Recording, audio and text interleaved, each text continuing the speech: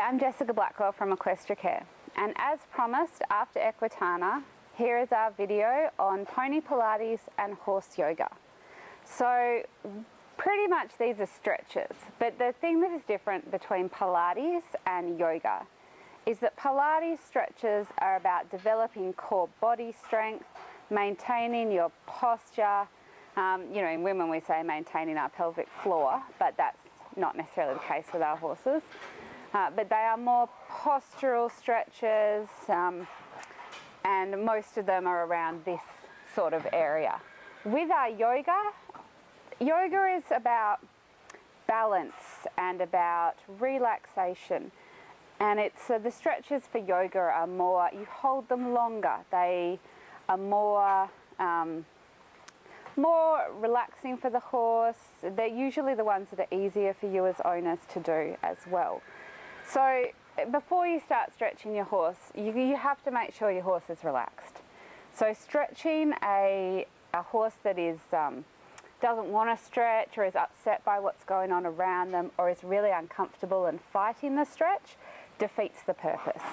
Because to get the true benefit of the stretch, the horse really needs to relax into it. So, if the horse does not want to play the ball game, then it's best to leave it until another time, because it's not about who's going to win, because they will always win. It's more about getting the benefit from the stretch. So we'll start with the leg stretches, because these are the ones that people are most aware of and usually find the easiest, and the horses normally find them the easiest. So firstly, when you pick up a leg, you want to make sure you're always supporting the joints. So on a horse of this size, we can hold at the knee and the fetlock, we can hold at the elbow and the fetlock, we can hold both hands at the hoof and fetlock. In a bigger horse, you might just have to hold the fetlock. The first thing you want to do is little circles just to loosen the joints. And you can do little fetlock circles as well. Okay, then your first stretch is a tricep elbow release. So that is all the stretch is. We are just stretching the back of our tricep muscle here and our elbow joint here. When you're doing your girth stretch, that is all you need. You can see when I do it, it stretches out the girth area of the horse.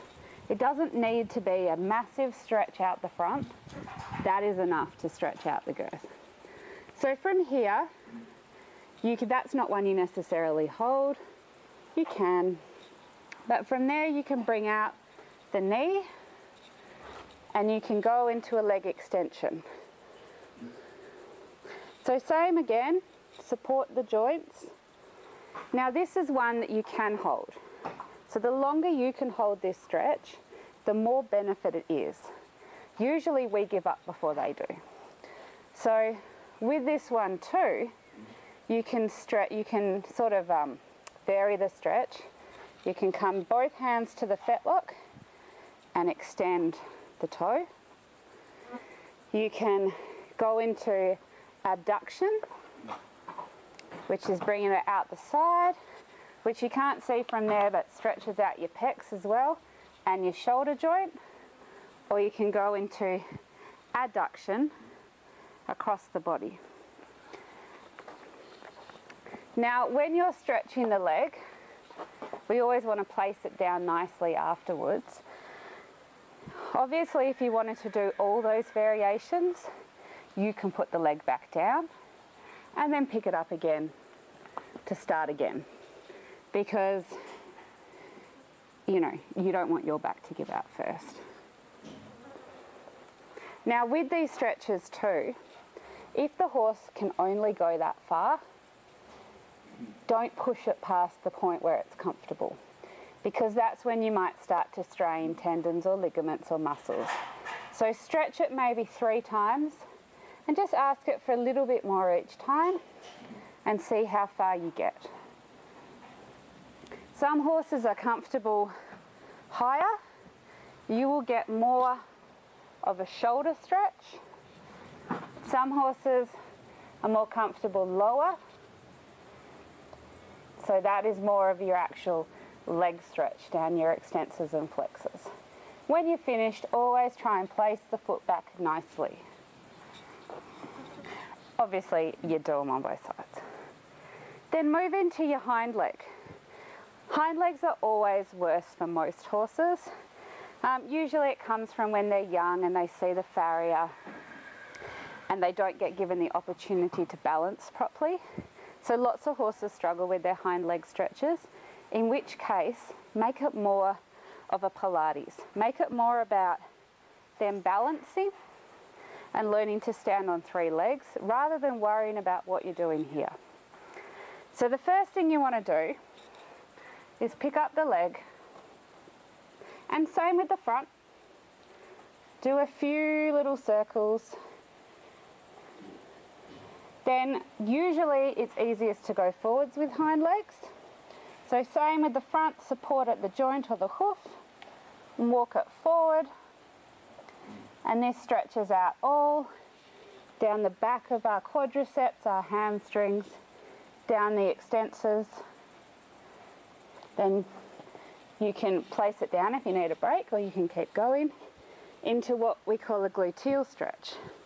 Now in this one, you're lifting as high as the horse is comfortable, stretching out this area here. So she was starting to get a bit uncomfortable then, so we put it down before she starts to fight it. If your horse is really comfortable, it's the same with the front leg stretches. You can just hold it there. So you can hold a stretch up to 3 minutes, and that will be beneficial to the horse. I guarantee you 3 minutes is longer than you think when you're holding the leg. Then you have what people call the Farrier Stretch, and I find this is the one horses struggle with the most, and that's coming out behind. So just take them. Usually you want to support the hock and the fetlock. Just take the horse out as far as it's comfortable, and you can cross on this one as well.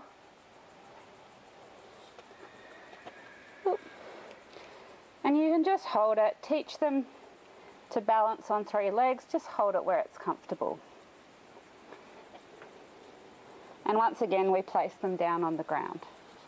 Now, with the front legs as well, we can bring these back.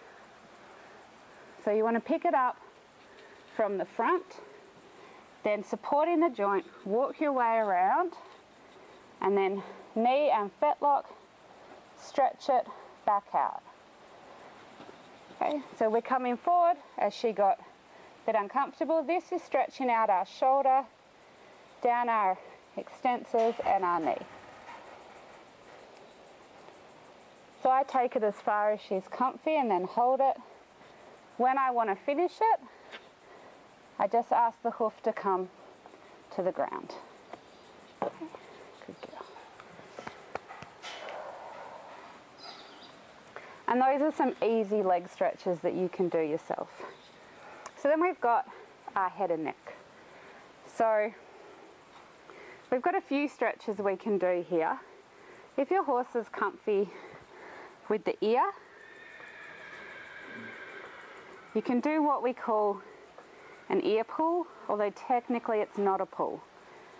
So you're just holding and you're just stretching the ear, because there are lots and lots of little muscles in the ear. So I like to stretch out the front. What you looking at? And then I like to stretch out the side. Now if you've got a horse that's really comfortable with its ears, and I start them with this one really early so they get comfy, you can put your hands and go out both ways. Oh, someone neighed. Or you can do both forward.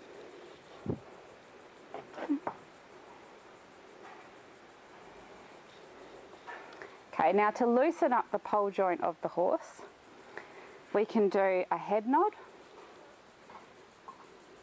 which is literally, I'm just using the hand under the chin to nod the head.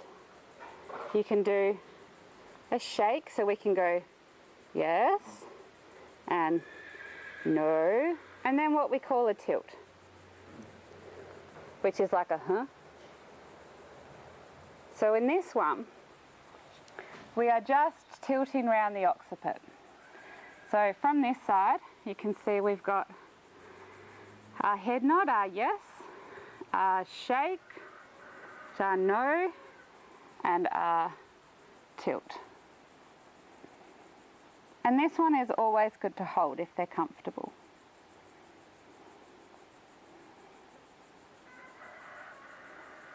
Good girl. So from there we can do an occipital release. And this one, you're going to come to the occiput, which is the base of the skull, and you're just going to ask the horse to stretch out. Now sometimes if you have a massage, they get their thumbs at the back of your skull and they stretch out, and that is what this one is doing. So I like to rest the chin on my shoulder and just clasp my hands behind it. Just gently get her to relax into it. Now this is one that sometimes takes them a while to get used to, but once they're used to it, they really enjoy it. As soon as they start fighting it, stop. So as soon as she starts to pull away, I would stop. Now if I was doing this at home with my own horses, I'd probably do it about 3 times. And that goes for most of the stretches, about 3 times. Okay. So then, while we're at the head, you can do your tongue stretch, which stretches the hyoid. And the hyoid attaches to the omohyoid, which goes down the neck, which through the muscle chains attaches to the hind end. Now I have just reached in and grasped the tongue, and I am just holding the tongue. I'm not pulling it. I'm just holding it, and it is the action of the tongue that is doing the stretch. So she can see her working her jaw, she's working her temporomandibular joint and the hyoid all through this. Now ideally we would like to stretch it out the front, but horses understand that they have big front teeth and that they'll bite their tongues if they come out the front. So in that case you might want to stretch both sides. I like to do it from both sides. Oop.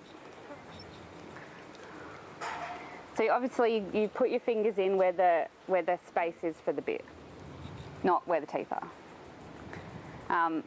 If your horse is particularly sore in the pole, stretch diagonally away from that side. So you can see we're getting nice yawn here. People think this one's really horrible, but they actually really enjoy it. Okay. So she would probably keep going, but we could just leave it here. Okay. Good girl. Okay, so then we're moving to more of our Pilates, more of our core strengthening stretches. These are ones where the hold is the important bit. Now, the first one is the belly lift or the tummy tuck, where we're looking at the abdominal lift. So the easiest way to do it is to find this right from the sternum and come back and put pressure on. Now, she doesn't have much of a lift, but you can see her coming up a bit. So when we've got it lifted a bit, we'll just hold. Some people like to ask them to lift by tickling the belly, which is good if you've got a really sensitive horse, like a chestnut Arab mare. Not so good when you have a really unsensitive horse like her. So sometimes we might drop the back down, and you can do this with any horse, and then ask them to lift it back up. And it's the hold that's important.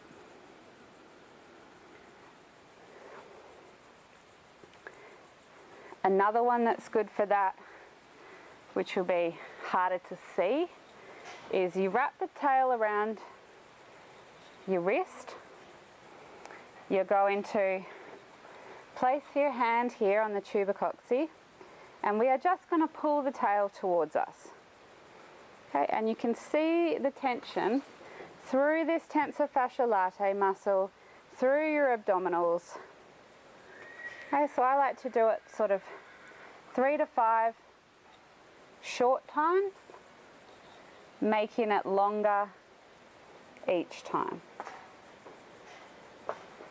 And that's a really hard one for them to do because they're not used to putting themselves in that position. Now if you've got a horse that has a bit of stifle instability, maybe because it's got weak muscles, that's a really good one to do. I'd probably do 10 repetitions, 3 to 5 times a week. So from there,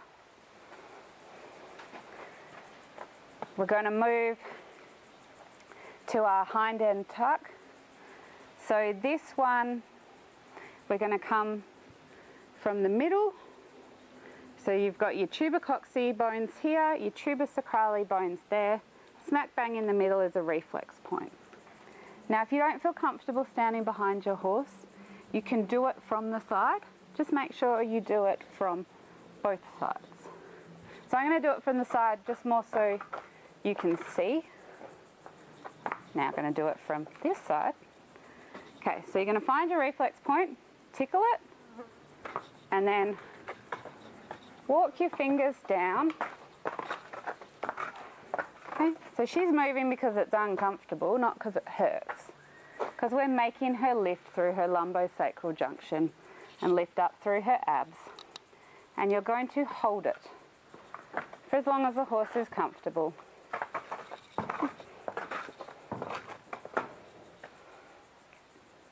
And then we'll let her go. Okay. And then another pelvic one is a pelvic tilt. So I'll do it from both sides so you can see. We're asking the horse to come around this hand. So you put a hand in front of the tubercocci, reach around, and ask the horse to stretch around and hold. Hard to see on video, but it's more like the horse going like this. So the hind end tuck is more like a cat stretch, and the pelvic tilt is a rotation around the spine. So it's a rotation of the pelvis around the spine. So the other way, this is your reaching hand. You're just reaching all the way around. Oop, and we've crashed.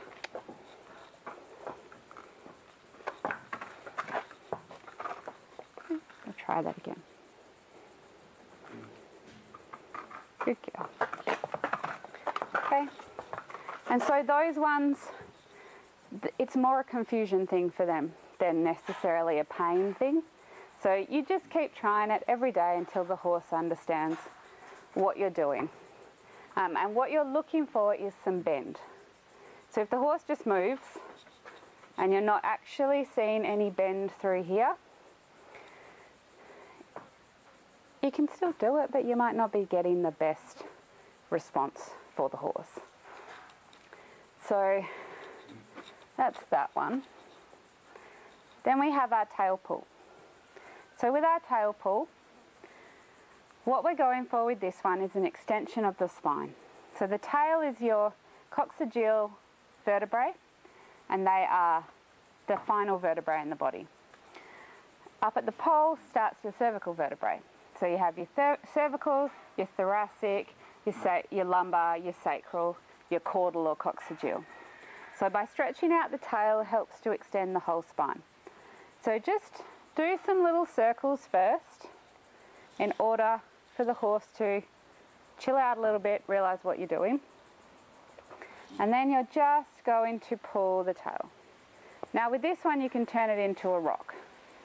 So you can pull and push and pull and push and get a nice rock happening through the body.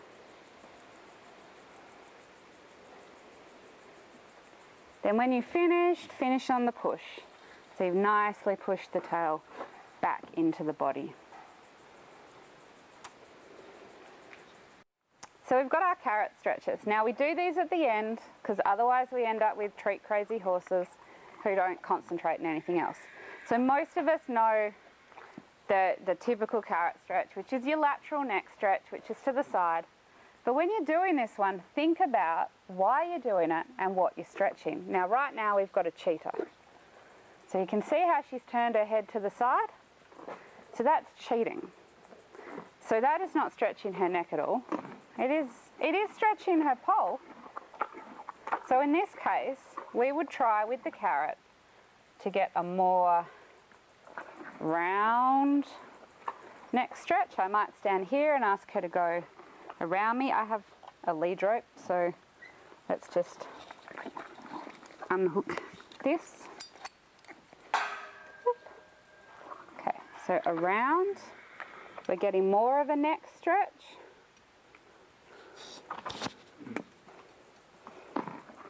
You can go between your legs. Now with this one, this hand.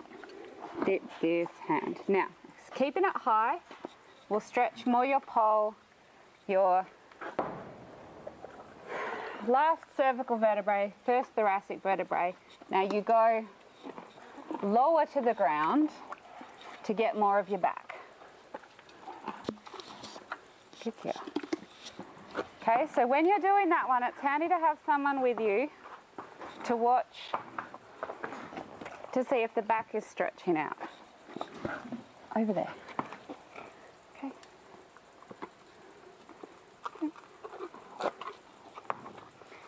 Good girl. So now she's nearly cheating by lifting her feet, but she's doing pretty good. Now I normally say to people, don't do this on concrete in case they fall over. So that is something you have to be watchful of. Then you can also use carrots, if they're really treat crazy like Key, to get a bit of a neck extension. So we can go right up. We might, if we had a stable, we might get her to stretch right out. She's chewing. Yep, so see, we're getting a nice extension. These ones, not so easy to hold. Then with your laterals, you can vary it too. You can come to a knee. You can try and get to a hock. Or nearly. Good girl. So you can see everything bending through that. And you might try and keep it up high too. Up high, good girl. You can't see from your side, but this one stretches out the other side very well.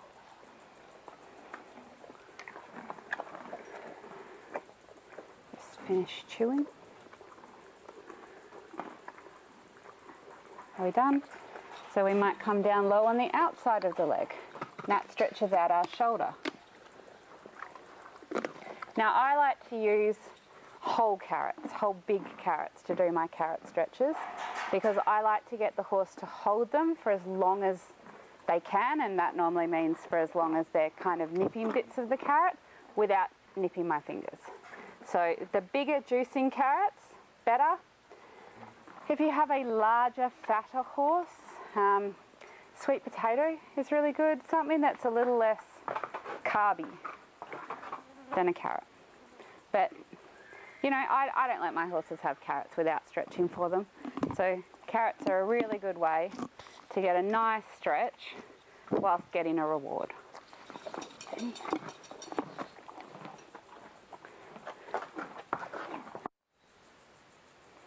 So that was like a nice little 25-minute routine that you can do with your horse.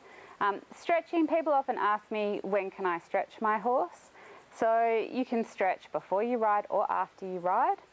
You can stretch on your day off. The one consideration to take into account is we don't stretch cold muscles. We don't stretch cold muscles because that's when we run the risk of straining them, just causing minor tears and things like that. So if you're going to stretch before you ride or on a day off, you know, make sure you give your horse a massage first or a really good curry comb first. You might have a long walk from the paddock to your tie-up area. That might be enough to get them warm. You know, maybe like a little quick lunge, anything like that before you stretch. But that's a nice little routine that you can adapt to suit your own horse. So with this video, don't forget to like us on Facebook, follow us on Instagram, and we're also offering a tag and share competition. So if you share this, tag a friend in it as well, then we're putting people in a weekly draw to win a free online stretching course for yourself. So that's Equestricare on Instagram, Facebook or YouTube. Thank you.